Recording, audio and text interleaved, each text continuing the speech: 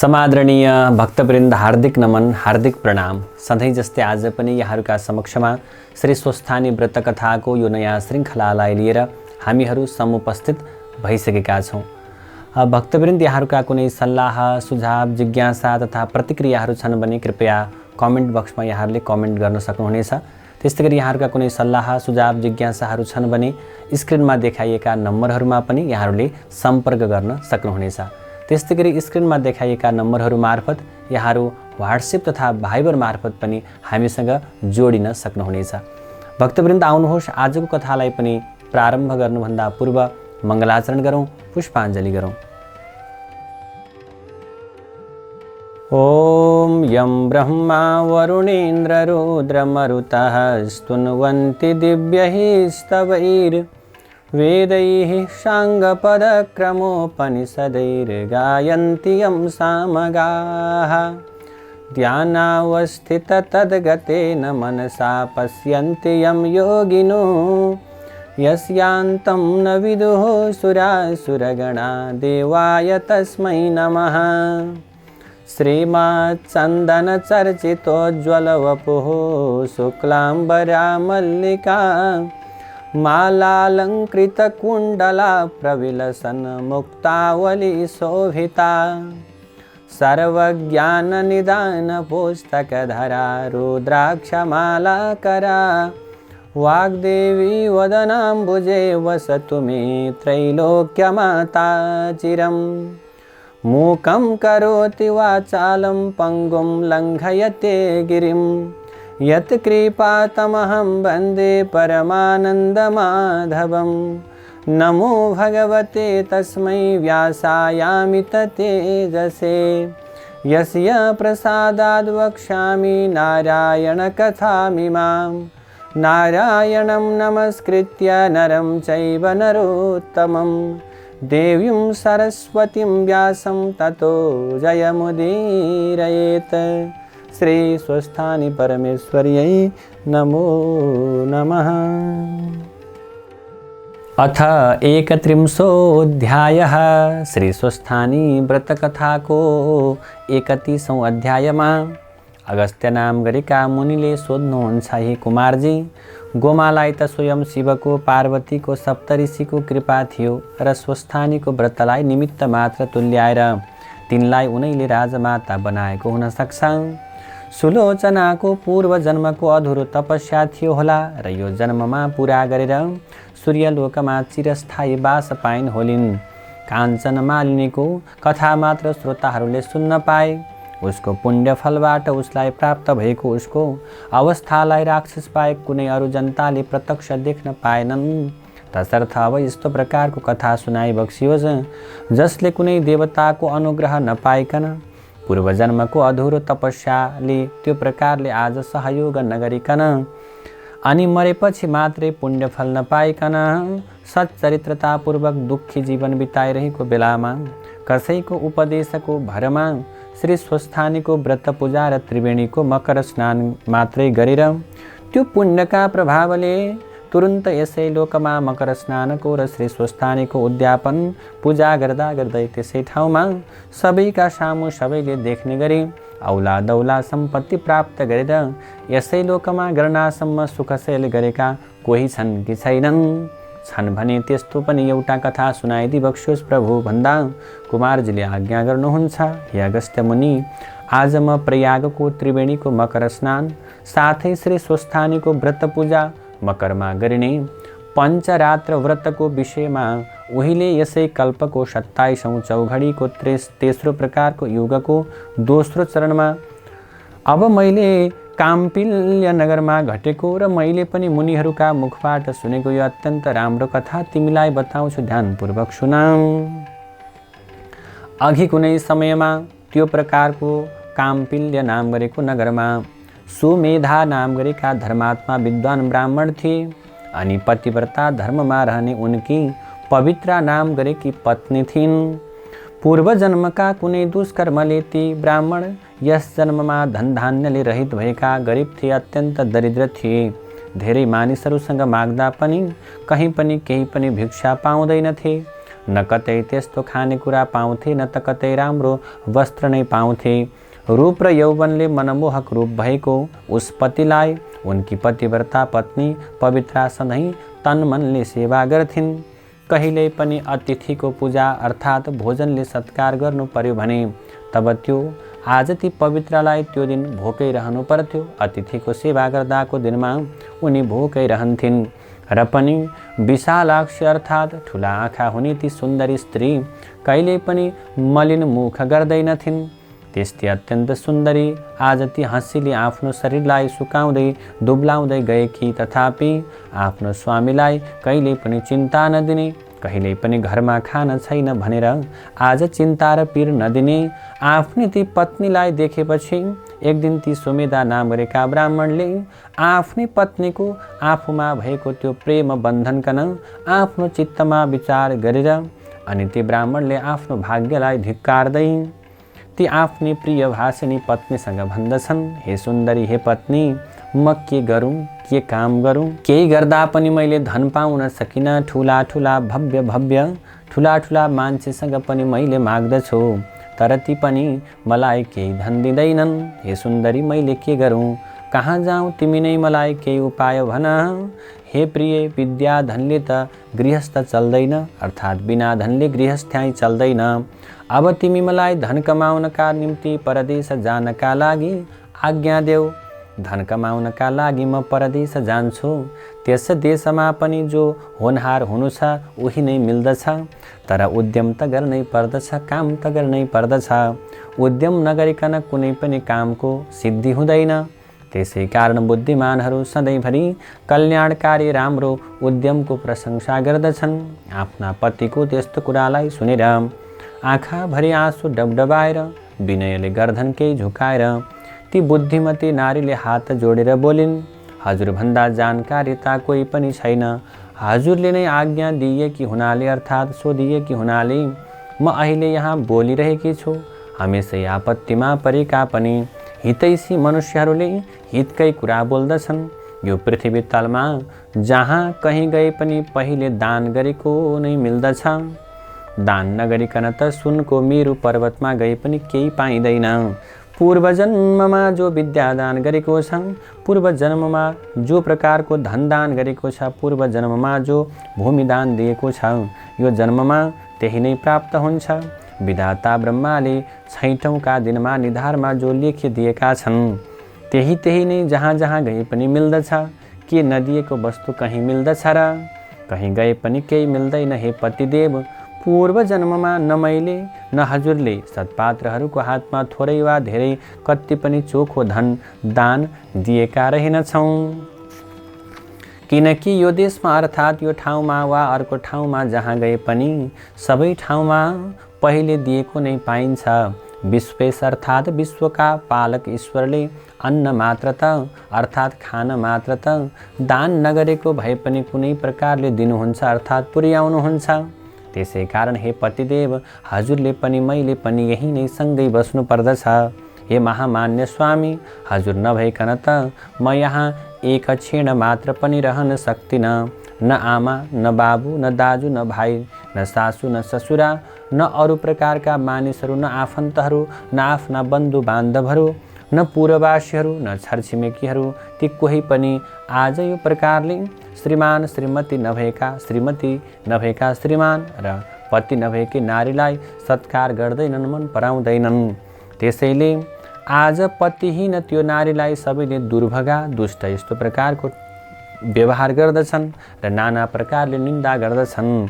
यसकारण यही नै रहेर जो मिलेको खाएर पिएर सुख सन्तोषपूर्वक आज आनन्द लिनु पर्दछ। हजुरको भाग्य अनुसारको प्राप्ति त यही पनि भइहाल्छ स्वामी भनेर आज बारम्बार सम्झाउँछिन्। ती पत्नीको यस्तो प्रकारको कुरालाई सुनेर अनि ती विद्वान व्यक्ति पनि त्यही नै रहे, कतै पनि गएनन्। यत्तिकैमा रहँदा बस्दा त्यहाँ कुनै दिनमा मुनिहरूमा अत्यन्त श्रेष्ठ कौडिन्य नाम गरेका मुनिवर घुम्दै घुम्दै टुप्लुक्क आइपुगे। ती ऋषिलाई आएको देखेर अत्यन्त खुसी भएका ती ब्राह्मणहरूमा श्रेष्ठ सुमेधाले पत्नीसहित जर्याक जुरुक उठेर शिर झुकाएर बारम्बार नमस्कार ढोग गर्दा भए र भने, म धन्य छु, भाग्यमानी छु, कृपाले गरिएकोले। आज हजुरले कृपा गरिएकोले म कृतार्थ छु। आजै मेरो जीवन सफल भयो प्रभु। आज मेरो अहोभाग्यले प्रभु देखिनु भएको छ, अर्थात् हजुरको दर्शन पाएँ भनेर ती मुनीश्वर कौडिन्यलाई ती सुमेधाले भने र अनि उनलाई सुन्दर आसनमा बसालेर ती कौडिन्य ब्राह्मणलाई अर्घ्य आदिले पूजा पनि गरे। तब ती ऋषिलाई विधिपूर्वक बसालेर यथेष्ट भोजन गराउँदै केही झुकेर झुल काडी नजिकमा उभिएकी ती स्त्रीहरूमा अत्यन्त उत्तम पवित्र ब्राह्मणीले विनयपूर्वक, हे विद्वान, हे त्रिकालदर्शी मुनिवर, कुनै प्रकारले हाम्रो दरिद्रताको कसरी नाश होला भनेर ती दयालु ऋषिलाई सोधिन् र फेरि भन्दछिन्, हे दयालु ऋषिवर, पूर्व जन्ममा दान नदिकन यो जन्ममा कसरी धन विद्या र असल गृहिणी पाइन्छन् र तैपनि मेरा स्वामी, मेरा पति मलाई छाडेर अर्कै देशतर्फ अर्थात् अर्कै पराया नगरमा नचिनेका मान्छेसँग भिक्षा माग्नका लागि जाने इच्छा गरिरहनु भएको छ। हे विद्वान मुनिवर, मैले उहाँलाई कैयन ठुला ठुला कारणहरूले घेरेर रोकेकी छु। मैले उहाँलाई पूर्व जन्ममा नदिएको कुनै पनि वस्तु अलिकति पनि यो जन्ममा कतै पाइन्न यस्तो भनेर रोकेकी छु। मेरो अहोभाग्यले हे मुनिवर आज हजुर यहीँ नै आइपुग्नु भयो, जो सकेको सेवा र सत्कार गर्न पाएँ। हजुरको कृपा भयो भने मेरो दरिद्रता चाँडै नै नाश हुनेछ, यो कुरामा मलाई कति पनि संशय छैन। हे ऋषिवर, कुनै उपायले मेरो दरिद्रता निश्चयै नाश हुन्छ त? हे कृपाका सागर मुनीश्वर, यो बारेमा व्रत, तीर्थ, तपस्या, अनुष्ठान, नियम अर्थात् जुन प्रकारको कर्म जे गर्नुपर्ने हो मलाई बताइदिई बक्सियोस् भन्ने यस्तो प्रकारकी ती सुशीला सती साधुले भनेको अर्थात् त्यो प्रकारको प्रश्न गरेको कुरा सुनेर तब ती मुनिश्रेष्ठ कौडिन्यले मनमा नै केही बेर घोरिएर विचार गरेर अनि सारा पाप समूहलाई शान्त पार्ने, समस्त दुःख दरिद्रतालाई नाश गर्ने अत्यन्त श्रेष्ठ, अत्यन्त उत्तम यो लोकमा सम्पत्ति, सुख, ऐश्वर्य प्राप्त हुने व्रतको बारेमा बताउन लाग्नुभयो। हे पवित्र मन भएकी पवित्रा देवी, यसका लागि तिमीले 3 वर्षसम्म संयमपूर्वकको नियम पालना गर्नुपर्दछ भनेर अनि प्रयागराजको त्रिवेणीको र त्यस त्रिवेणीमा गरेको माघ स्नानको महिमा उनलाई सुनाउन थाल्नुभयो। हे पवित्रा, जस्ता प्रकारले रातभरि चिसिएको स्थलमा प्रत्येक दिन उदाउन लागेका सूर्यको तातो मिसिएको चिसो तातोको सङ्गम समय अत्यन्त आरोग्यकारी र अत्यन्त पुण्यदायी हुन्छ। त्यस्तै प्रकारले सूर्यको दक्षिणायन सकिएर उत्तरायण आरम्भ हुँदा चिसोमा तातो बढ्दै बढ्दै गएको चिसो तातोका सङ्गम महिना माघ महिना पनि अत्यन्तै पुण्यदायी हुन्छ। यसैले पौष शुक्ल पूर्णिमाका दिनमा स्वयं स्वस्थानी देवी पनि पृथ्वीमा ओर्लिएर साली नदी अर्थात् गण्डकीको किनारमा 1 महिनासम्म निवास गर्ने गर्नुहुन्छ। त्यही मौका छोपेर, त्यही मौका पारेर स्वर्गका अप्सरा पनि साली नदीमा नुहाएर स्वस्थानी देवीको पूजा गर्न त्यहाँ आउने गर्दछन् र उनीहरू त्यस महिनालाई नै स्वस्थानी महिना पनि भन्दछन्। ती देवी नारी जातिकी हुनाले त्यतिखेर मात्रै त्यहीँ गएर वा घरमै रहेर वा प्रयागको त्रिवेणीको किनारमा बसेर भए पनि श्रद्धा र भक्तिका साथमा नियम पालन गरेर उहाँको पूजाआजा गर्ने आफ्ना भक्तजनहरूलाई विशेष गरी नारी जातिलाई आफू वैकुण्ठ फर्किने दिनमा सौभाग्य दिने र सौभाग्य स्थायी रहने वरदान दिनुहुन्छ र आफू वैकुण्ठ जानुहुन्छ। जसरी प्रत्येक राशिमा सूर्य सर्दा त्यो महिनाभरि पृथ्वीका प्राकृतिक वस्तुहरूमा पर्ने सूर्यको शक्ति भिन्दा भिन्दै हुन्छ। जस्तै उही रुख, उही बोट, उही पोथ्रा, उही बुटा भए पनि तुला राशिमा सूर्य रहँदा कार्तिकमा ढकमक्क भएर फुल्ने फुलहरू मीन राशिमा सूर्य रहँदा चैत्र महिनामा फुल्दैनन् र चैत्र महिनामा फुल्ने फुलहरू कार्तिकमा फुल्दैनन्। प्रत्येक महिनामा घट्ने भिन्न भिन्न घटनाहरू ती महिनामा मात्रै घट्दछन्। त्यसै गरेर उही नदी, उही पोखरी, उही ताल, उही त्रिवेणी भए पनि मकरमा सूर्य रहँदा माघ महिनामा मात्रै नदीहरूमा र विशेष गरेर त्रिवेणी नदीहरूमा सूर्यको पुण्यदायी शक्ति रहेको हुन्छ। त्यसैले माघमा नदी वा त्रिवेणीहरूमा गरेको स्नानले पाप नाश छ, अर्थात् पाप नासिन्छ र पुण्य बढ्दछ। हे पवित्र मन भएकी पवित्र, उसै त पानी स्वभावैले पवित्र र निर्मल, स्वच्छ सेतु अनि मैला सफा गर्ने, दाह नाच्ने, शान्ति दिने हुन्छ। जुन पानी सारा प्राणीहरूलाई उद्धार गर्ने, पोषण गर्ने, जीवन दिने अर्थात् बचाउने हुन्छ।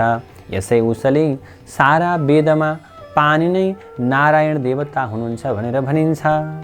त्यसैले त्यस्तो नारायण रूप पानीमा विशेष गरेर बगिरहने नदी र अझ त्रिवेणीका जलमाथि सूर्यका अर्थात् सूर्यमा रहेका भयभरका पुण्यदायी शक्तिहरू माघ महिनामा नदीका जलमा रहने भएकाले जस्तो ग्रहहरूमा सूर्य प्रधान छन्, जस्तो नक्षत्रहरूमा चन्द्रमा प्रधान छन्, त्यस्तै सम्पूर्ण शुभ कर्म गर्नमा अथवा शुभ कर्म गर्नका लागि महिनाहरूमा माघ महिना अत्यन्त श्रेष्ठ छ।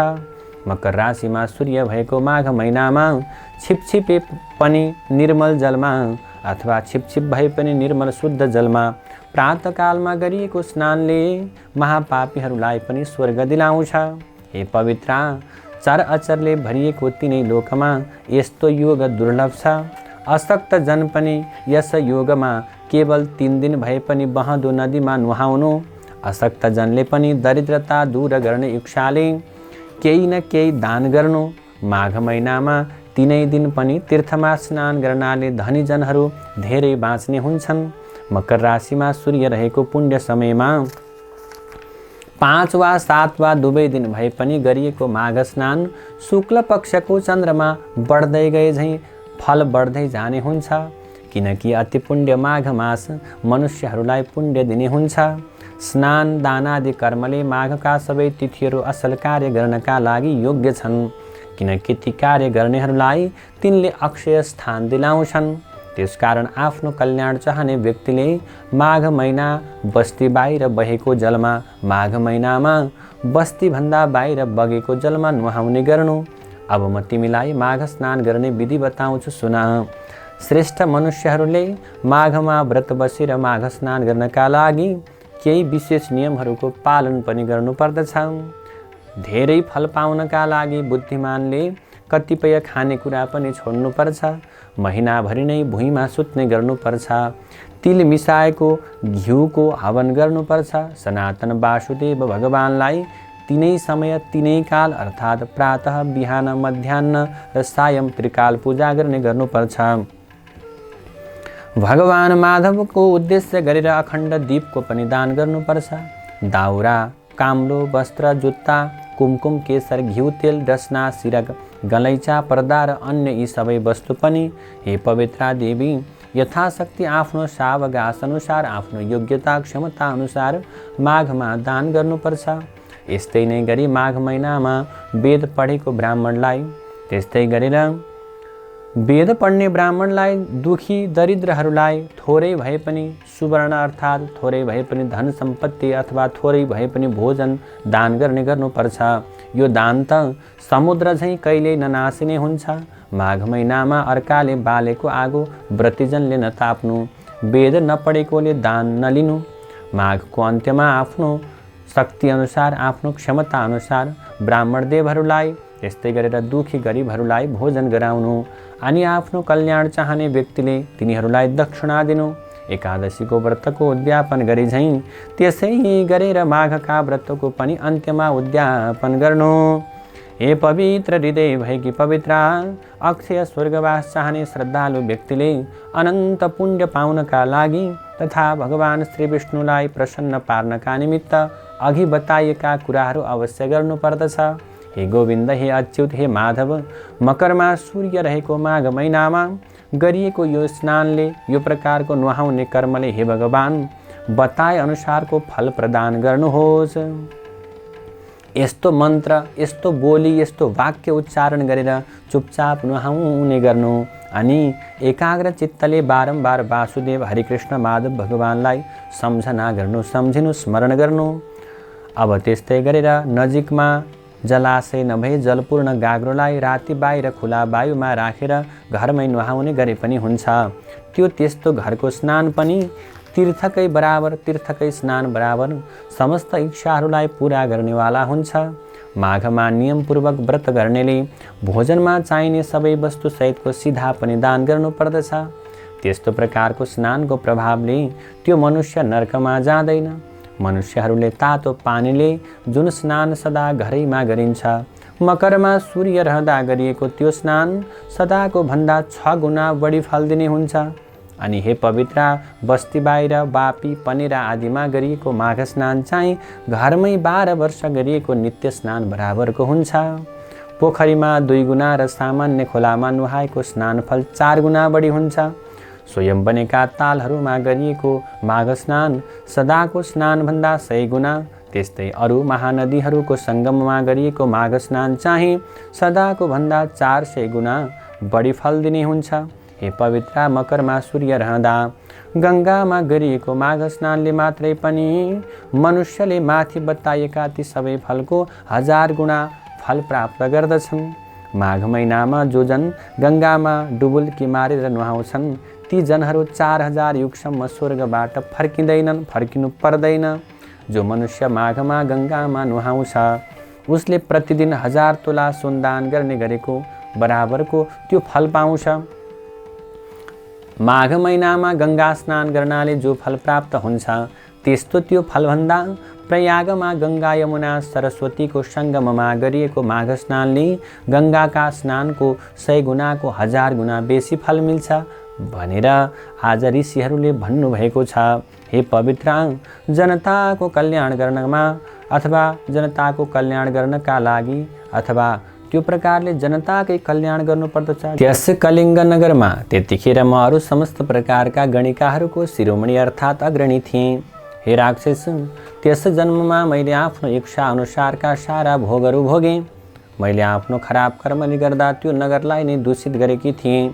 त्यसरी मैले आफ्नो त्यो कर्मबाट के गरेँ, धेरै प्रकारको सम्पत्ति कमाएँ, धेरै सम्पत्ति जुटाएकी थिएँ।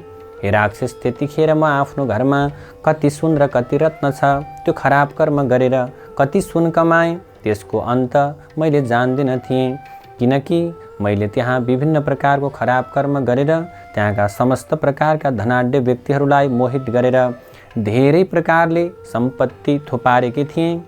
मैले आफ्ना ती विभिन्न प्रकारका कर्मले सबैको सर्वस्वलाई लुटेँ। त्यसैले त्यो अत्यन्त राम्रो पुरा नगरमा मेरो त्यस्तै प्रकारको कर्म चलिरह्यो। तर बिस्तारै बिस्तारै समय घट्दै घट्दै गइसके पछाडि अर्थात् बिस्तारै समय बित्दै गइसके पछाडि मेरो मन पनि विरक्तिँदै सोच गर्न लाग्यो। मैले कमाउन पनि छोडेँ, अर्थात् पहिले जस्तो सम्पत्ति आर्जन हुन पनि छोड्यो। र मैले भने, हे शिव, मैले यो प्रकारको समयमा न त सत्पात्रमा दान दिएँ, न त मैले आफ्नो यौवनमा कुनै यज्ञ हवन गरेँ, न त गराएँ, न त मैले कुनै मन्त्रको नै अनुष्ठान गरेँ, न त मैले कुनै व्रत नै नियमपूर्वक गरेँ, न त मैले धर्म अर्थ काम मोक्ष दिने भगवानको आराधना नै गरेँ, न त मैले दुर्गति नाश गर्ने दुर्गा देवीको पूजा नै गरेँ। यो तुच्छ प्रकारको 2 दिने यो प्रकारको चहल पहल र यो प्रकारको चटक मटकमा नारकीय सुख भोगको उपभोग गर्ने प्रबल लालसाले गर्दा न त सारा पाप हर्ने भगवान विष्णुको स्मरण नै गरेँ, न त भगवान विष्णुको सम्झना नै गरेँ, न त भगवान विष्णुको नाम जपे, न त ब्राह्मण देवहरूलाई असल भोजन र प्रशस्त दक्षिणाले तृप्त सन्तुष्ट नै पारे, न कुनै प्राणीको कल्याण हुने कार्य नै गरेँ। त्यसैले मैले अत्यन्त के गरेँ, त्यो प्रकारको उमेर छँदै यौवन उमेर छँदै धर्मको कति वास्तै नराखिकन कुनै पनि तीमध्ये एउटा पनि राम्रो पुण्य काम गरिन। हे भद्र राक्षस, मैले त्यसरी धेरै पाप गरेँ र अन्तमा मैले के भयो त गालाका यी छालाहरू चाउरिन थाले पछाडि त्यस्तै गरेर शरीर वृद्ध हुन थालिसकेपछि शरीर कमजोर हुँदै जीर्ण हुँदै गइसके पछाडि बुढेसकाल लागेपछि ती प्रकारका पाप कर्मले मेरो मन अत्यन्त भतभती पोल्न थाल्यो। तब म असाध्यै पिरिएँ र अत्यन्त चिन्ताग्रस्त भएर कुनै विद्वान ब्राह्मणका शरणमा गएँ। ती ब्राह्मण देवता गुरुकुलमा बसेर आश्रमको नियम पालना गरेर त्यस्तै गरेर घन जटासार स्वर सहित पढ्नुपर्ने ऋग्वेद, यजुर्वेद, सामवेद, अथर्ववेद यी 4 वेदका ज्ञाता अनि 6 वेदाङ्ग शास्त्र अर्थात् पढ्दा अनुशासन सिकाउने शिक्षाशास्त्र, वेदको उच्चारण गर्न सिकाउने कल्पशास्त्र, वेदका शब्दलाई सिद्ध गर्न सिकाउने व्याकरण शास्त्र, ग्रहहरूको गतिविधि सिकाउने ज्योतिष शास्त्र, वेदका शब्दको अर्थ बताउने निरुक्त शास्त्र, वेदको लय सिकाउने छन्द शास्त्र, अनि 6 दर्शन शास्त्र अर्थात् ठिक बेठिक निर्णय गर्न सिकाउने न्याय दर्शन, आत्माबारे बोध गराउने वेदान्त दर्शन, प्रकृति पुरुषबारे विवेचना गर्ने साङ्ख्य दर्शन, कार्यलाई देखेर कारण पत्ता लगाउन सिकाउने वैशेषिक दर्शन, वेदविहित कर्म नै धर्म हो भनेर सिद्ध गर्ने पूर्व मीमांसा दर्शन, ब्रह्म नै ईश्वर हो भनेर प्रतिपादन गर्ने उत्तर मीमांसा दर्शन।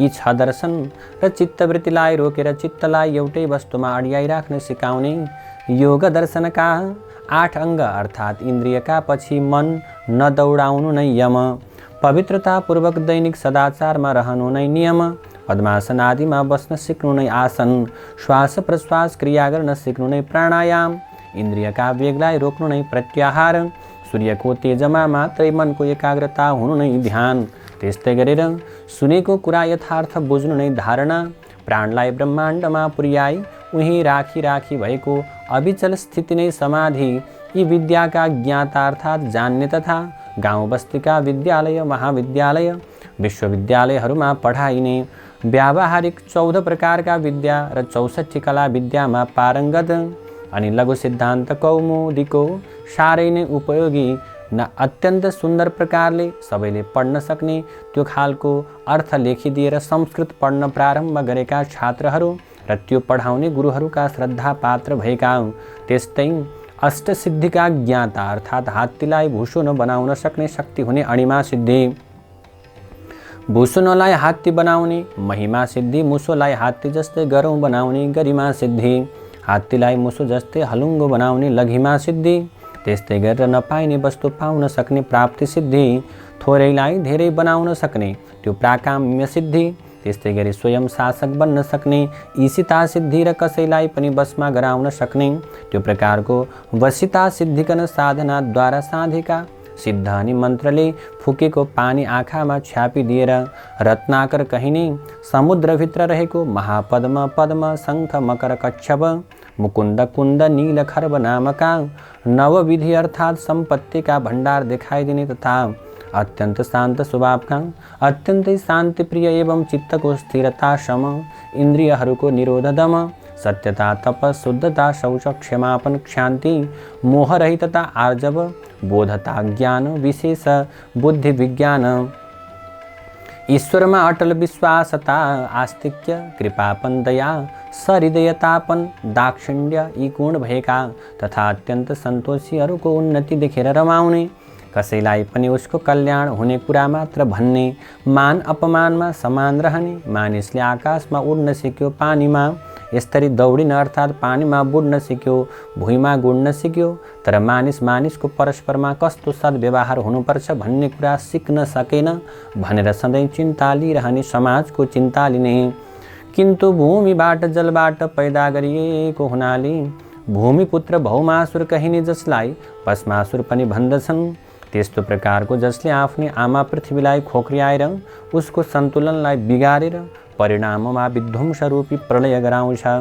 जसको त्यो प्रकारको चहल पहलले जसको प्रभावले केही दिनको क्षणिक सुख दिलाए पनि समस्त जनताको शान्ति हित र आनन्दलाई हर्दछ त्यस्तो दानवी भौतिक विद्यालाई पटक्कै मन नपराउने तथा 6 वेदाङ्ग अर्थात् शिक्षा कल्प व्याकरण निरुक्त ज्योतिष छन्द अनि षड दर्शन अर्थात् न्याय वेदान्त सांख्य वैशेषिक पूर्व मीमांसा उत्तर मीमांसा अनि 4 वेद अर्थात् ऋग्वेद यजुर्वेद सामवेद अथर्ववेद एवं योग र योगका 8 अङ्ग अर्थात् यम नियम आसन प्राणायाम प्रत्याहार ध्यान धारणा समाधिका शिक्षक तथा ब्राह्मण वर्गले सिद्ध पारेका वेदका मन्त्रका प्रभावले मात्रै त्यो प्रकारले प्रभावित गर्न सकिने अरू कुनै शक्तिले पनि नजितिने अजेय दानवहरू अनि र जल वा थलले सूर्यबाटै संग्रह गरेर आफूभित्र धारण गरेको बडवाग्ने नामको बिजुलीलाई प्रयोगमा ल्याएर कतिपय काममा जोताएर अर्थोपार्जन पैसा कमाउने तथा विध्वंसकारी बाटोमा लम्कने दानवी शक्तिकारहरूलाई र तिनका उत्पादित शक्तिलाई निरन्तर ध्रुव ताराको दृष्टि परिरहने हुनाले आर्यावर्त कहिने आफ्नो पुण्यभूमि हिमालय र विन्ध्याचलको बीचको भूमिमा र त्यस भूमिमाथिको पुरै आकाशमा ढिम्कनै नदिने तथा आफ्ना पुर्खाले आफ्ना उत्तराधिकारी सन्तान ब्राह्मणवर्गलाई मात्र ती मन्त्र सिद्ध गर्ने शक्ति थाती छोडेर गएका वेदका मन्त्रहरूलाई सिद्ध पार्न आफ्ना शिष्यहरूलाई उक्साइरहने, शिष्यहरूलाई त्यो प्रकारले आज उत्प्रेरित गरिरहने अनि तिनको बुद्धि तिखार्नलाई गायत्री जपको महिमा बताइरहने, फेरि पृथ्वी जल तेज वायु आकाशको सामूहिक शक्ति समूह नै ब्रह्मा हो भनेर जानिराख्नका निम्ति सधैँ पाञ्चायनको पूजा गर्न लगाउने। सूर्य उत्तरायण हुँदा 108 मिनेट दिन बढ्छ र सुमेरुमा पुगेर 2-4 दिन उसलाई परिक्रमा गरेर सूर्य दक्षिणायन हुँदा 108 मिनेट नै दिनमान घट्दछ भन्ने स्मृति बोधका लागि 108 दानाको रुद्राक्षको वा अरू कुनै मालामा गायत्री जप गर्न लगाउने। अनि मैले भनेको यी कुरा नमानेर सूर्य उदाउँदा भाग्ने, सूर्य अस्ताउँदा जाग्ने, अन्धकार झैँ जागेको दानवी विलासिताको चमकदमकमा लट्ठिएर वेद पढ्न एवं उसका मन्त्रलाई सिद्ध पार्न छाड्यौँ र उसको लर्को लायौ भने कल्पान्तैसम्म ती दानवहरूको दास बनेर अनि सारा आर्यावर्तका जनतालाई पराधीन पारेर उनका अप्रत्यक्ष दास बनाएर ती दानवका डरले निरन्तर थरथर थरथर काम्दै उनका बसमा रहनु पर्ला भनेर बारम्बार सम्झाइरहने, बारम्बार सजग गराइरहने। यदि तिमीहरूले आफ्नो ब्राह्मणत्वको त्रिकालदर्शी जगतैक पाउने भन्ने त्यो शक्तिलाई थामिराख्न सक्यौ भने कुनै पनि अरू शक्तिले तिमीहरूलाई कुनै पनि प्रकारले प्रभावित गर्न सक्दैन, असर गर्न सक्दैन। न त शोषकहरूले शोषण नै गर्न सक्छन्, न त शोषण गर्ने आवश्यकता नै पर्छ। बाहिरी प्रबल शक्तिको डर नभएपछि शासकहरू पनि ढुक्कसँग शासन गर्छन्। बाबु हो, जबसम्म ब्राह्मण वर्गले आफ्नो धर्म छाड्दछ तब देश के हुन्छ, तहस नहस हुन्छ। जबसम्म ब्राह्मण वर्गले आफ्नो धर्मलाई थामी राख्दछन् तबसम्म देशमा सुख शान्ति बनिरहन्छ। अनि आफ्ना शिष्यहरूलाई सम्झाएर बुझाइरहने ती राजनीतिका अत्यन्त पारङ्गत विद्वान, धर्मशास्त्रका पनि विद्वान, अनि तन्त्र मन्त्र जन्त्र त्यस्तै गरेर जादु झारफुक धामी झाँक्री ओखदी गर्नका निम्ति पनि आयुर्वेद उपचार गर्नका निम्ति पनि अत्यन्त निपुण अर्थात् गणेशजीको मन्त्र विधिपूर्वक जपेर सिद्ध पारेर सिद्धि प्राप्त गरेकाले सदा कल्याणकारी सकल भारतीय अध्यात्म विद्यामा धुरन्धर किन्तु प्रारम्भमा सुखकारी भए पनि परिणाममा जगत विध्वंसकारी विकसित भौतिक विज्ञानका कट्टर विरोधी तथा सधैँ जलथल नभमै शान्ति नै शान्ति चाहिने एकदेव उपाध्याय नाम गरेका ती नैष्ठिक ब्राह्मण त्यसै राज्यका राजा अर्थात् मेरै बाबुका राजगुरु थिए। हे राक्षस, मैले उनी ब्राह्मणलाई श्रद्धा र भक्तिका साथमा उनका पाउमा फलफुल दक्षिणा चढाएर निकै बेर ढोगे र उनले इसाराले देखाएर अनुमति दिएका आसनमा दुवै घुँडा मारेर बसेर हात जोड्दै गहभोरी आँसु डबडबाउँदै आफ्ना सारा पाप कर्मको वृत्तान्त बताएर आफ्नो पश्चातापरूपी तडपन सुनाएर भने, हे ब्राह्मण देवता, मेरो त्यो उग्र पापको प्रायश्चित्त कसरी होला भनेर मैले सोधेँ र भने, हे द्विज श्रेष्ठ, त्यो पापबाट म कसरी सद्गतिमा प्राप्त हुन सक्छु त? आफ्नै कुकर्मले पिरिएर तडपिरहेकी उदास मन भएकी बिचरी गहिरो पापरूपी त्यो प्रकारको खाडलमा म भासिएकी मलाई मेरो कपालमा समातेर यो भासबाट त्यो प्रकारको खाडलबाट बाहिर निकालिदिनुहोस्। हे ब्राह्मण श्रेष्ठ, दयाका दृष्टिले मेरा उपरमा करुणाका जल वर्षाउनुहोस्, किनकि सज्जनमा त सबैजना कृपालु नै हुन्छन् किन्तु साधुहरू असज्जनमा पनि कृपालु हुन्छन्। मेरो यस्तो विनम्र प्रकारको प्रार्थनालाई सुनेर ती दयालु ब्राह्मणले मेरा उपरमा कृपा गर्नुभयो र सबै धर्मले भरिएको तथा मलाई अत्यन्त प्रसन्न पार्ने यस्तो प्रकारको कुरा भन्नुभयो। हे सुन्दरी, तिम्रा सबै निषिद्ध घृणित आचरणहरूलाई म भलीभाँति जान्दछु। मैले भनेको यो कुरा झट्टै छिट्टै गर। अब तुरुन्तै तिमी प्रजापति ब्रह्माको क्षेत्र प्रयागमा जाऊ।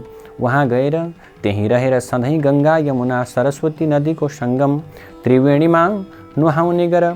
विशेष गरेर मकर राशिमा सूर्य रहेको बेला त्रिकाल स्नान गर्ने गर। त्यसै स्नानको पुण्य फलले तिम्रो सबै प्रकारको पाप नाश हुनेछ। किनकि जसले तिम्रो पाप नाश होस् त्यस्तो प्रकारको अर्को उपाय मैले देख्दिनँ। तीर्थमा गर्ने गरेको स्नानलाई ऋषिहरूले ठुलो प्रायश्चित्त भनेर बताएका छन्। किन्तु हे सुन्दरी, तीर्थस्थलमा मनले पनि अशुभ कर्मलाई त्यागिदिनुपर्छ। हे सुमुखी, नित्यको प्रयाग स्नानले पाप खारिएर शुद्ध पवित्र भएकी तिमी मरेपछि पक्कै नै स्वर्ग जानेछौ। प्रयागराजको सङ्गमको स्नान मात्रैले पनि मनुष्यहरूलाई स्वर्ग प्राप्त हुन्छ, यसमा कुनै पनि प्रकारको संशय छैन। त्यसैले प्रयागराज तीर्थमा गरिएको पापलाई छोडेर अरू ठाउँमा गरिएको सारा पाप प्रयागको त्रिवेणीमा नुहाउनाले तुरुन्तै त्यसै क्षणमा नै बिलाउँछ, अर्थात् नाश भएर जान्छ। हे सुन्दरी, यसबारेमा एउटा अचम्मको उपाख्यान सुन भनेर ब्राह्मण देवले सुनाउनु भयो। उहिले कुनै समयमा गौतम मुनिकी पत्नीलाई देखेर अत्यन्त कामासक्त त्यो प्रकारको शत्रुको वशमा परेर इन्द्रले गौतमकै रूपलाई धारण गरेर खराब कर्म गर्यो। त्यसरी त्यो प्रकारको त्यो इन्द्रलाई आज के भयो त भने त्यो स्त्रीकै सामान्य त्यस उग्र पापले उति नै खेर फल दिलायो। तब त्यस स्त्रीका पतिको श्रापले शक्तिले त्यो प्रकारको श्रापको शक्तिले इन्द्रको शरीरमा 1000 योनिले चिन्हित भएको कुरूप भयो, निन्दित भयो, लाज मर्नुको हुँदो भयो। तब शिर निहुराएर देवराज इन्द्र त्यहाँबाट निस्किए अनि चारैतिर तिरस्कृत निन्दित उनले आफूले गरेको त्यो घृणित कर्मलाई निन्दा गर्न थाले र मेरु पर्वतको टाकुरोमा त्यो प्रकारले रहेको 100 योजन अर्थात् 400 कोष फराकिलो पानीले टम्म भरिएको राता चुच्चा हुने सेता न सेता ठुला ठुला राजहाँसहरूले शोभिएको कर्याङकुरुङका लामले तोरणिएको रङ्गबिरङ्गका कमलका फुलहरू फक्रिएको विशाल तलाउको हिमजलमा उम्रिएको कमलको कोपिलामा लुकेर बसे। त्यसै कमलमा बसेर आफूलाई तथा आफ्नै शरीरमा रहेको महान शत्रु त्यो प्रकारको कामदेवलाई निन्दा गर्न थाले, जुन कामदेवले गर्दा जस्ता प्रकारका ठुला जनहरू पनि लोकमा निन्दित भएर आखिरमा नरकमा जाकिन्छन्। त्यसरी त्यो कामचेष्टाले उत्पन्न भएको त्यो पाप वासना जो छ सो आयु कृति यस धर्म तथा धैर्यलाई सत्यानाश गरिदिन्छ। अनेक आपत्तिहरूको निश्चित प्रकारको स्थान भएको त्यो दुराचारी प्रकारको त्यो वासनालाई धिक्कार छ। आफ्नै देहमा रहेको कहिले बसमा नरहने, कहिले सन्तुष्ट नहुने त्यो प्रकारको स्वभावलाई पनि धिक्कार छ। त्यसैले यस्ता प्रकारले कमलरूपी सदन यानी घरमा लुकेर बसेका इन्द्रले सोचिरहेका बेलामा उता स्वर्गमा इन्द्र नभएर स्वर्गको शोभा नै रहेन र त्यसपछि गन्धर्व सहित लोकपाल सहित किन्नरहरू सहित देवताहरू सची इन्द्राणीका साथमा आएर सबैले देवगुरु बृहस्पतिलाई सोद्धछन्, हे भगवान, हामीहरू देवताका राजा इन्द्रका बारेमा पटक्कै केही जान्दैनौँ। उहाँ कहाँ रहनुभएको छ, कहाँ जानुभयो? अब हामीहरू आफ्ना राजालाई कहाँ खोजौँ? जसरी घरमा सुपुत्र नभई धनधान्य र गुणैगुणले भरिएको पनि कुलको शोभा हुँदैन, त्यसै गरी देवगणका साथमा इन्द्र नभइकन स्वर्ग शोभिएको छैन। हे गुरु, जे गर्दा स्वर्गलोकको शोभा बढ्छ, चाँडै नै त्यस्तो उपाय गरिदिई बक्सियोस्। हे गुरु, स्वर्गलाई शोभाले युक्त स्वामी भएको पारी बक्सियोस्। यो काममा ढिलो गर्नु योग्य छैन भन्ने तिनीहरूको कुरालाई सुनेर गुरु बृहस्पतिले उनीहरूलाई भन्नुभयो, आफूले गरेका अपराधको लाजले लज्जित भएर इन्द्र जहाँ बसेका छन् म त्यो कुरा राम्रोसँग जान्दछु। बेविचारले सहसा गरेका कामको फल अहिले इन्द्रले भोगिरहेका छन्। जो जनले नीतिको त्याग गर्दछन् ती जनले ठुला ठुला दुःखको भोग गर्नु पर्दछ, ठुला ठुला दुःख भोग्नु पर्दछ। आश्चर्य छ कि राज्यको मदले उन्मत्त भएको पुरुष गर्ने नगर्ने कामको विचारै गर्दैन। आफूलाई नै नाश गर्नेवाला अनेक प्रत्यक्ष वा अप्रत्यक्ष निन्दित काम गर्दछन्। दुर्भाग्यले बुद्धि मासिएका मूर्खहरू मात्रै यस्तो निन्दित काम गर्दछन्, जुन अपराध गर्नाले यहाँ पनि वहाँ पनि जन्म निष्फल हुन्छ। हे सुरगण हो, अब हामी त्यहाँ जाउँ जहाँ ती इन्द्र लुकेर बसेका छन्। गुरु बृहस्पतिले यस्तो भनेपछि बृहस्पतिलाई नै अगाडि लगाएर गएका सबै देवताहरू त्यस आश्रमबाट निक्लेर उस तलाउमा पुगेपछि त्यो फराक सरोवरमा, ठुलो सरोवरमा सुन जस्ता सुन्दर कमलको वन देखे अनि डिलमा उभिएर जस्तो प्रार्थना गर्दा इन्द्रलाई विश्वास पर्छ त्यस्तै त्यस्तै प्रकारको प्रार्थना गरे। तब गुरुको बुझाइले इन्द्र कमलकोशबाट बाहिर निस्के। त्यतिखेर उनको मुख लाजले अत्यन्त निन्याउरो मलिन भएको थियो, शरीर पनि अत्यन्त विरूप भएको थियो। उनका आँखा निहुरेका थिए अनि इन्द्रले आफूभन्दा जेठा गुरुको दुवै पाउलाई पक्रेर इन्द्रले, हे गुरु मलाई रक्षा गर्नुहोस्, यो पापको नाश हुने अर्थात् यो पापबाट पार पाउने उपाय बताइदिई बक्सियोस् भनेर बिन्ती गरे। तब देवराज इन्द्रको यस्तो विनम्र प्रकारको वचनलाई सुनेर गुरु ब्राह्मण बृहस्पतिले भन्नुभयो, हे देवेन्द्र, यो पापको नाश हुने उपाय म बताउँछु सुन। यदि प्रयागमा गएर गङ्गा यमुना सरस्वतीको सङ्गम स्थल त्रिवेणीमा तिमीले 108 डुबुल्की मारेर माघे औँसीका दिन यसरी नुहायौ भने मात्रै पनि त्यसै क्षणमा तुरुन्तै यो पापबाट तिमी छुट्दछौ। हे देवराज, हिँड तिम्रा साथैमा सबै वहाँ जाउँ भन्ने आफ्ना गुरुको आज्ञा सुनेपछि आफ्ना गुरु र आएका देवगणका साथै इन्द्र आकाश मार्गले माघे औँसीका दिन प्रयागमा पुगे अनि गङ्गा यमुना सरस्वतीको सङ्गम स्थल त्रिवेणीमा 108 डुबुल्की लगाएर नुहाए। तब तुरुन्तै उनी आफ्ना पापहरूबाट मुक्त भए अर्थात् छुटे।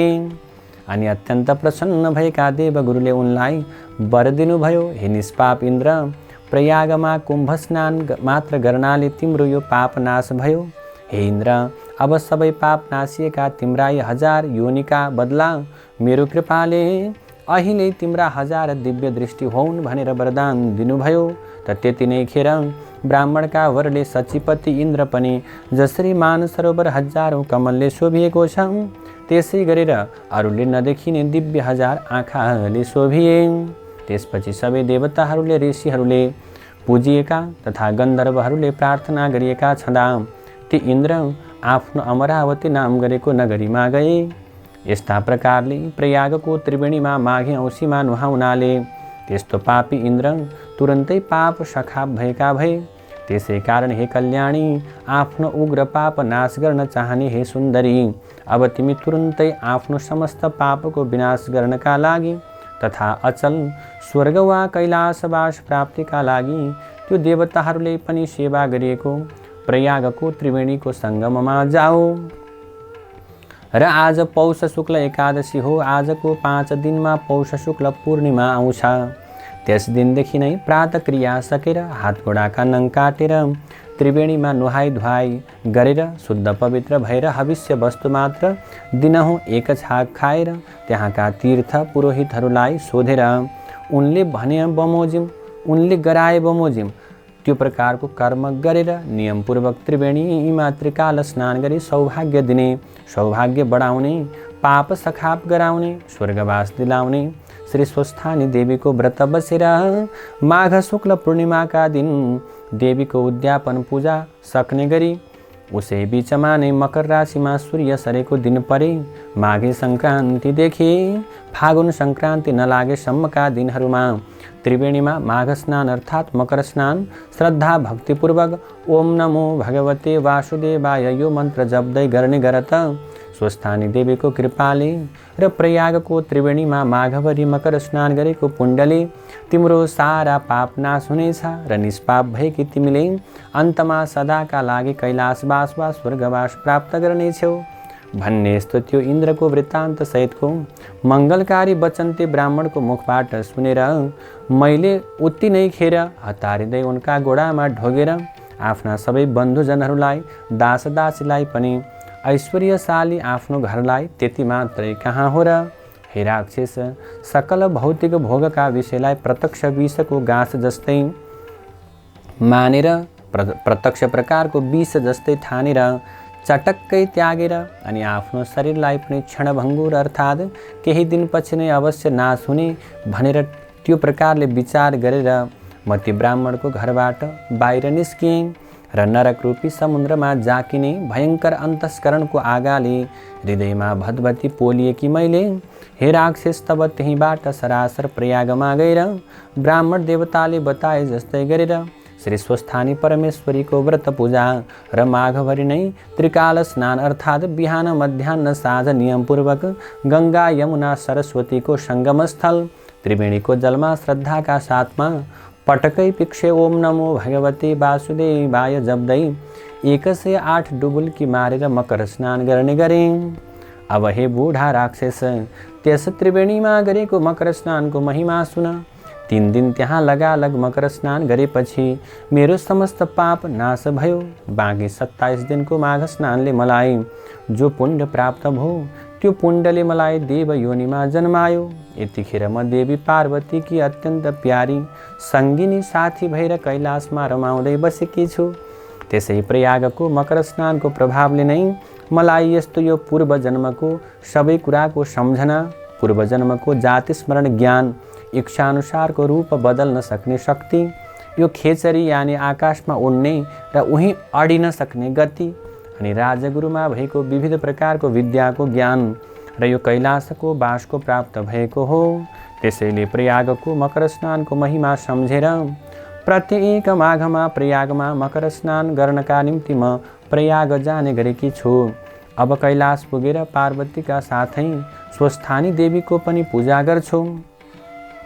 हे राक्षस, मैले मात्रै होइन जसले पनि मैले जस्तै गरेर त्रिवेणीकै तटमा बसेर श्री स्वस्थानी देवीको व्रत पूजा र मकर स्नान गर्ने गर्दछन्, ती सबैले पनि के गर्छन्, स्वर्गलोक वा कैलाश लोकको बास पाउँछन्। यति आफ्नो पूर्व चरित्रको वृत्तान्त बखान गरेर बताएर फेरि काञ्चन मालिनीले, हे राक्षस, आश्चर्यचकित भएका तिमीले मलाई जे सोध्यौ त्यो मैले तिम्रो प्रसन्नताका लागि आफ्ना घटेका समस्त घटनाहरू सुनाएँ। अब तिमी पनि मेरो प्रसन्नताका लागि आफ्नो पूर्व चरित्र बताऊ। कुन कर्मले तिमी यस्तो अत्यन्त विरूप, अत्यन्त डरलाग्दो भएर जन्मिएका हौ। दारी पनि अनि दारीजुगा धेरै बढाएका, ठुला ठुला दारा भएका मान्छेको मांस खाएर रहने यो पहाडको गुफामा तिमी किन रहन्छौ भनेर तिनले सोद्धा। तब त्यो राक्षसले भन्न थाल्यो, सज्जन जनप्रिय वस्तु दिन्छन् र गुह्य कुरो लिन्छन्, अर्थात् गोप्य कुरा लिन्छन्, प्रेमपूर्वक बोल्छन् र सोद्धछन् पनि। हे भद्रे, हे कल्याणी, पराईको कल्याण गर्नेवाली, ती सबै कुरा तिमीमा रहेका छन्, तिमी पनि सतजन रहेछौ। हे सुन्दरी, तिमीले मलाई निश्चय नै कृपा गर्यौ, यो कुरा म मान्दछु। हे भद्रे, हे कल्याणकारिणी, मेरो यो क्रूर कर्मको निवारण तिमीबाट नै चाँडै हुन्छ। यसकारण मैले जो स्वयं पाप गरेको छु अब त्यो सबै तिमीलाई म सुनाउँछु, सुन। सज्जनलाई दुःख निवेदन गरेपछि तब सबै सुखी हुन्छन्। हे सुन्दरी, अब मेरो वृत्तान्त ध्यानपूर्वक सुन। पहिलेको जन्ममा म काशीमा वेदका धेरै ऋचाहरू जान्ने, वेद विद्यामा अत्यन्त पारङ्गत श्रेष्ठ ब्राह्मण थिए। ठुलो निर्मल कुलमा मेरो जन्म भएको थियो। हे सुन्दरी, त्यतिखेर मैले दुराचारी राजाहरूले, शूद्रहरूले अनि खराब प्रकारका व्यक्तिहरूले गरेको डरलाग्दा निन्दित दानका वस्तुहरू पनि अनि वैश्यहरूले गरेका डरलाग्दा निन्दित दानका वस्तुहरू पनि काशीमा बसेर दान लिए। प्राय गरेर धेरैपल्ट धेरै नै निषेध गरिएका घृणित दान पनि लिए अनि चाण्डालहरूले गरेको कुत्सित प्रकारको दान पनि मैले लिनका निम्ति पछाडि सरिन, अर्थात् लिए।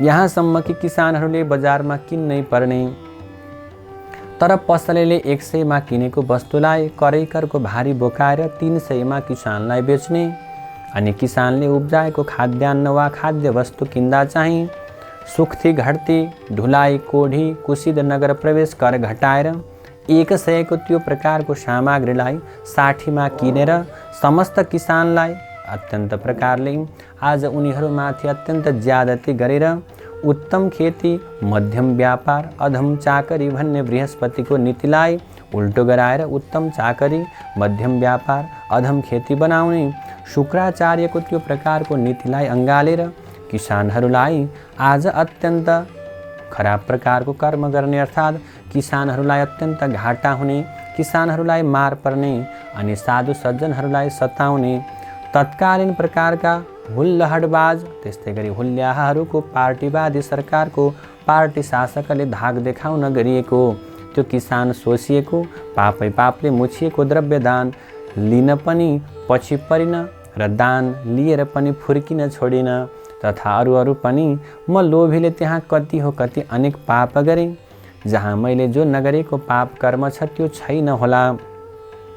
हे सुन्दरी, मैले त्यस पुण्य क्षेत्रमा गरेका अरू पनि पाप कर्म सुन। त्यस अभिमुक्त वाराणसी अर्थात् वरुणा र असी नदीको बीचको क्षेत्रमा गरिएको एक रत्ती पनि जो पाप छ त्यो पाप त सुमेरु पर्वत समान ठुलो हुन्छ। मैले उस जन्ममा कति पनि धर्मको सञ्चय गरिन। अनि तब त्यसरी त्यहाँ धेरै समय बितेपछि म उही नै मरे, मेरो उही मृत्यु भयो। अभिमुक्त वाराणसीको प्रभावले म नरकमा गइन। अभिमुक्त क्षेत्रमा मरेको कोही पनि पापी नरकमा जाँदैन, किन्तु अभिमुक्त क्षेत्रमा गरिएको कुनै पनि पाप वज्र समान दृढ रही ननासिने प्रकारको हुन्छ। त्यसै वज्रलेप पापको प्रभावले हिमालय पर्वतमा भयानक अतिशय दुष्ट पापी राक्षस भएर मेरो जन्म भएको हो। योभन्दा पहिले 2 पल्ट गिद्ध, 3 पटक वाघ, 2 पल्ट सर्प, 1 पल्ट लाटुको शेरो भएर जन्मिएको थिएँ। त्यसपछि 9औं पल्ट सुँगुर पनि भएँ। त्यसैले मेरो यो राक्षसको जन्म 10वाँ जन्म हो। नाना प्रकारका ती योनिमा जन्मदै मेरा हजारौं वर्ष बितिसके। त्यसैले हे भद्रे, हे कल्याणकारिणी, यो दुःख समुद्रबाट मेरो उद्धार हुने उपाय छैन हे शुभ्रो। त्यसैले यहाँ वरिपरि 3 योजना अर्थात् 12 कोशसम्मको भूमि मैले जन्तुहीन बनाइसकेको छु। त्यसैले मैले धेरै नै निरपराधी जीवहरूको पनि नाश गरेको छु। त्यस दुष्ट कर्मले अर्थात् त्यो प्रकारको दुष्कर्मले, त्यो दुष्ट कर्मले मेरो मन निरन्तर जलिरहन्छ। तिम्रो यो दर्शन रूपी अमृतले सेचिएको मेरो मन अहिले एकदमै शीतल भएको छ, शान्त भएको छ। तीर्थहरूको शुभ फल त कुनै समयमा गएर फल्छ, तर सज्जनको समागम अर्थात् भेट त तुरुन्तै फल्दछ, तुरुन्तै फलदायी हुन्छ। यसै उसले बुद्धिमानहरू सत्सङ्गतिको प्रशंसा गर्दछन्। मेरो मनमा भएको यो सबै आफ्नो दुःख मैले तिमीलाई बताएँ। हे शुभ्रो, यस्तो कोही बिरला कोटि नै सज्जन होला, अर्थात् त्यस्तो बिरलै सज्जन होला जसलाई अरूको दुःख सुनेर आफ्नो अन्तरात्मा खिन्न नहोस्। यस बारेमा उचित कुरा तिमी अब आफै स्वयं जान्दछौ। त्यसै कारण अब यसभन्दा परतिर म केही पनि भन्दिन। म हर हमेसा यो दुःख सागरबाट कसरी पार पाउन सक्छु भन्ने कुरा सोचिरहन्छु। सज्जनहरूको समागम सबैको उपकार गर्ने प्रकारको हुन्छ। के क्षीर समुद्र केवल हाँसलाई मात्र दुध दिन्छ र के बकुल्लालाई दिँदैन र? तब कुमारजीले भन्नुभयो, हे अगस्त्य मुनि, त्यो राक्षसको त्यस्तो वचनलाई सुनेर दयाले हृदय पग्लिएकी काञ्चन मालिनीले धर्मदानमा मते गरेर अर्थात् धर्म दिने विचारले भन्दछिन्, हे राक्षस, तिमीलाई म अवश्य उद्धार गर्नेछु। अहिले तिमी सोच नगर। तिम्रो राक्षसत्वबाट छुटकाराका लागि म प्रयत्न गर्नेछु। यस्तो दृढ प्रकारको प्रतिज्ञा गरेर उसले भन्न थाली, मैले वर्षेनी विधिपूर्वक धेरै माघ स्नान र श्री स्वस्थानीको व्रत पूजा गरेकी छु। हे भद्र राक्षस, यो सबै मैले गङ्गा यमुना सरस्वतीको सङ्गम ब्रह्म क्षेत्रमा मकर स्नान र कैलाशमै श्रद्धापूर्वक श्री स्वस्थानीको पूजा जो गर्ने गरेकी छु, त्यसको त्यो पुण्य सङ्ख्या र ती दुवै सत्कर्मका धर्मको म वर्णन गर्दछु। जस्तै विद्वान जनहरूले धर्मको आचरण गुप्त राख्नु भनेर भनेका छन्। वेद जान्ने मुनिहरू दुःखीलाई दान दिने कामको प्रशंसा गर्दछन्। हे भद्र भलादमी, समुद्रमा वर्षने मेघको के फल हुन्छ र? हे राक्षस, मैले स्वयं त्यस पुण्यको फल अनुभव गरिसकेकी छु।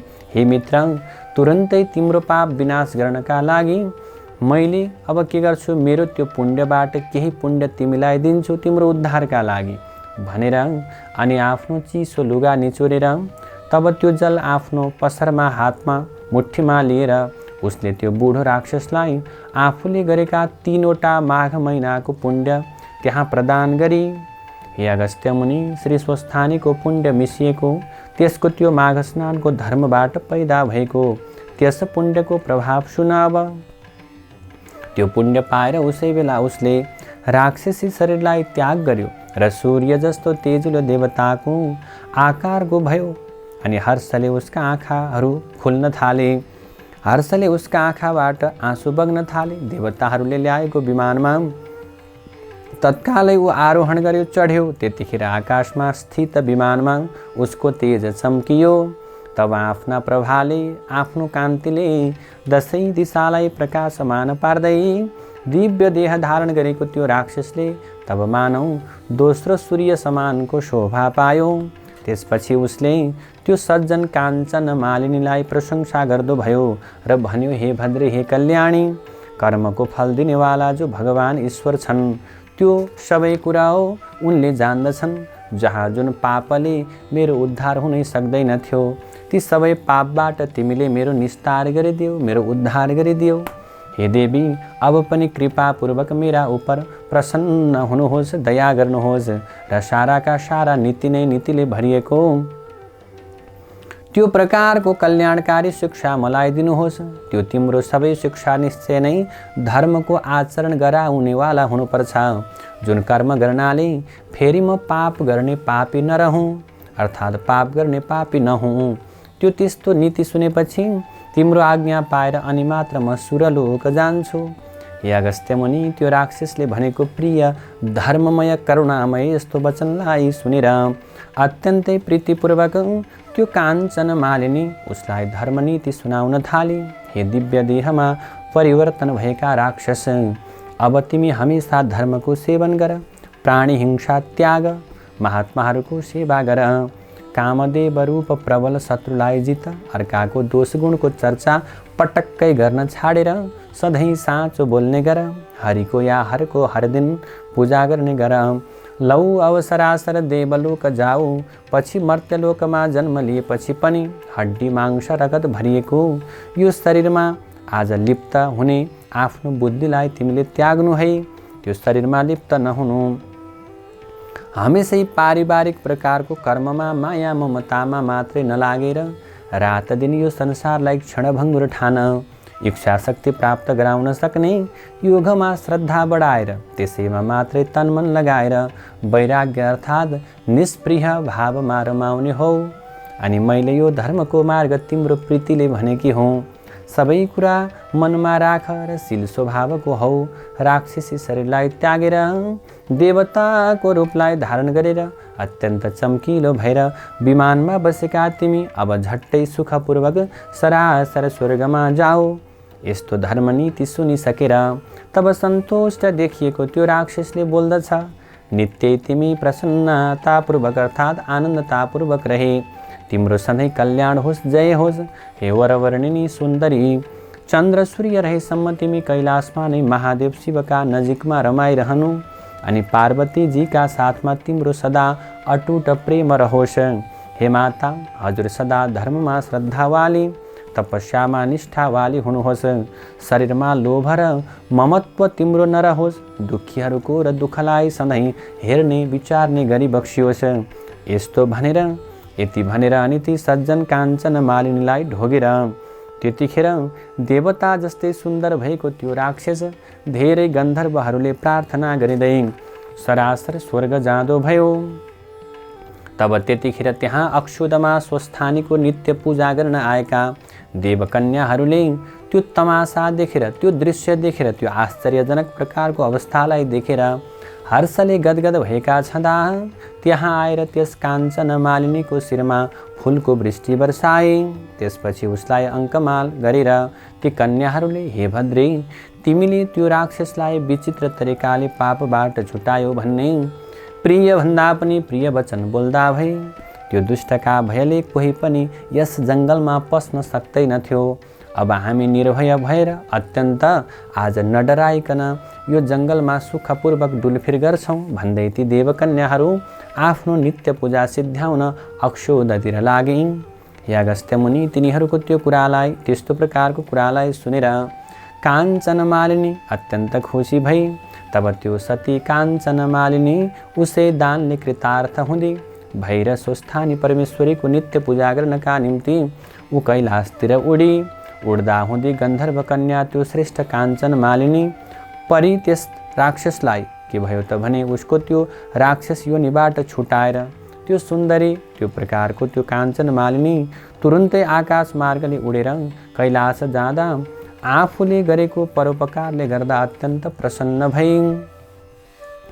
अब यसरी कुमारजीले बताउनुहुन्छ, हे अगस्त्य मुनि, जो मनुष्य त्यो प्रकारको गन्धर्व कन्या काञ्चन मालिनी र त्यो बुढो राक्षसले कहेको बताएको यो श्रेष्ठ प्रकारको सुन्दर संवाद भक्तिपूर्वक सुन्दछन्। अनि त्यो प्रकारका मनुष्य सधैँ कहिल्यै पनि अधर्म गर्नतिर मन दौडाउने, आफ्ना इन्द्रिय रूप दुष्ट राक्षसहरूद्वारा बाधित अर्थात् पीडित हुँदैनन् र त्यसको बुद्धि सधैँ धर्ममा लागिरहन्छ। यसै उसले उसका परिवारलाई पनि प्रत्येक वर्ष श्री स्वस्थानीको पूजा गर्न र त्रिवेणीको मकर स्नान गर्नका निम्ति मन रमाइरहन्छ। जय जय श्री स्कंद पुराणे केदारखण्डे माघ महात्म्ये कुमारागस्त्य संवादे श्री स्वस्थानी परमेश्वर्या व्रतकथायां काञ्चन मालिनी कैलासगमनं नाम 30 नारायण हरि हरि। कथाको समापनसँगै आउनुहोस् पुनः पुष्पाञ्जलि गरौँ। हरि ओम उपनयतु मङ्गलं वः सकल जगन मङ्गलालयः श्रीमान् दिनकर किरण निबोधिता नवनलिन दल निवेक्षणः कृष्णः काले वर्षतु पर्जन्यः पृथिवी सस्यशालिनी देशोऽयं क्षोभरहितो ब्राह्मणाः सन्तु निर्भयाः अपुत्राः पुत्रिणः सन्तु पुत्रिणः सन्तु पौत्रिणः निर्धनाः सधनाः सन्तु जीवन्तु शरदां शतं तत्रैव गंगा यमुना च तत्र गोदावरी सिन्धु सरस्वती च तीर्थानि सर्वाणि वसन्ति तत्र यत्राच्युतोदार कथा प्रसंगः या कुन्देन्दुतुषारहार धवला या शुभ्रवस्त्रावृता या वीणावरदण्डमण्डितकरा या श्वेतपद्मासना या ब्रह्माच्युतशङ्करप्रभृतिभिर्देवैः सदा वन्दिता सा मां पातु सरस्वती भगवती निःशेषजाड्यापहा कायेन वाचा मनसेन्द्रियैर्वा बुद्ध्यात्मना वा प्रकृति स्वभावात् करोमि यद्यत् सकलं परस्मै नारायणायेति समर्पयेतद् नारायणायेति समर्पयेतद्। श्री स्वस्थानी देव्यार्पणमस्तु।